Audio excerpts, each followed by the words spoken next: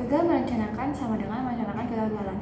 Statistik ada bukan untuk menebak masa depan, tapi untuk mengenali masa lalu agar lebih siap untuk merencanakan langkah ke depan.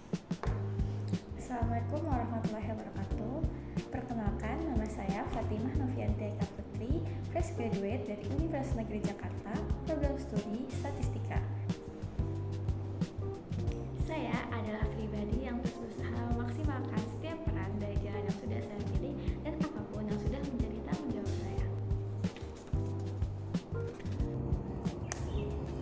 Selama berkuliah, saya sempat mengikuti beberapa perlombaan akademik maupun non-akademik. Di antaranya, perlombaan esai Dr. 2021 yang diadakan oleh Universitas Diponegoro.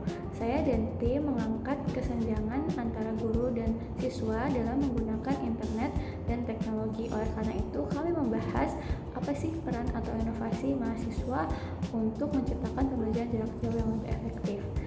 Pada saat itu, kami berhasil maju sampai tahap final. Selanjutnya, pada tahun 2023, saya mencoba cara lomba yang sama, yaitu esai yang diadakan oleh Universitas Muhammadiyah Semarang.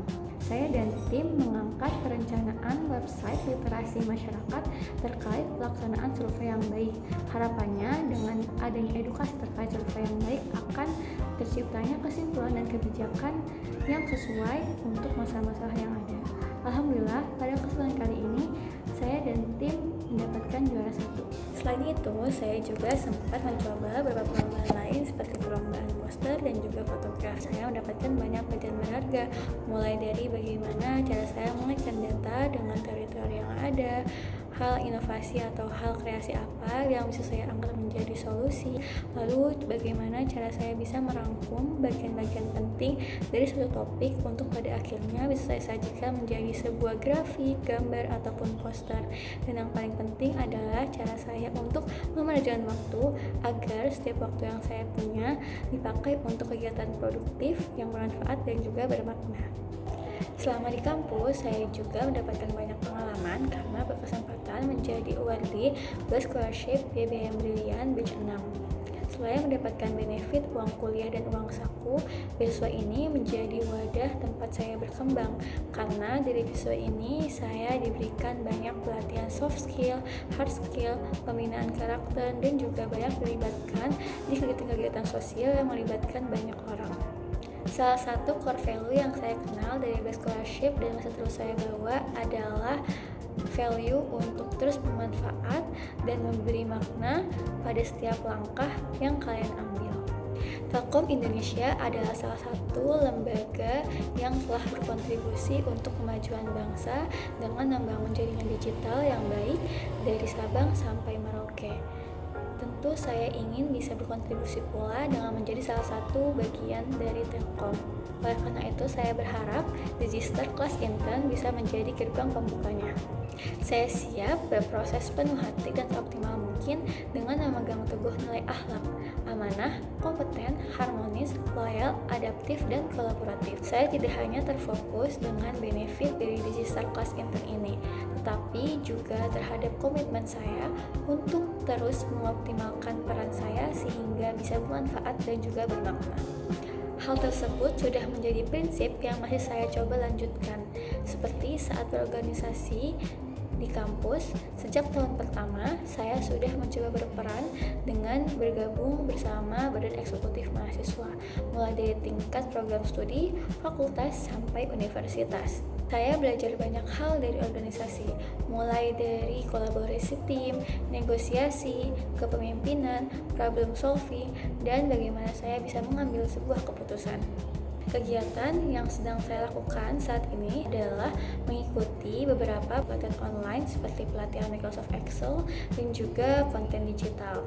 Saya juga sedang mencoba untuk terus meningkatkan kompetensi bahasa Inggris saya dengan mencari materi-materi atau latihan di media sosial maupun internet. Tentu tidak lupa juga untuk berkegiatan sosial dengan teman, mulai dari olahraga, sharing bahan bacaan, atau aktivitas lainnya agar tetap menjaga relasi dan koneksi yang telah dibangun sejak berkuliah dan tentunya bisa menambah wawasan. Beberapa proyek yang menarik, salah satunya adalah tugas yang saya dapatkan dari salah satu mata kuliah yang saya ambil, yaitu analisis perancangan survei.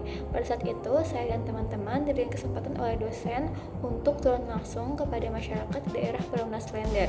Di situ kami melakukan survei terkait bantuan sosial. Hal itu membuat menarik karena saya menyadari bahwa survei itu tidak semudah yang saya bayangkan. Bagaimana pada akhirnya kita harus bisa merancang pertanyaan seefektif mungkin, melakukan perizinan kepada warga setempat, menjelaskan pertanyaan-pertanyaan dengan sesederhana mungkin, dan pada akhirnya mengumpulkan dan merekap data prima tersebut sehingga pada akhirnya menjadi sebuah data yang bermanfaat.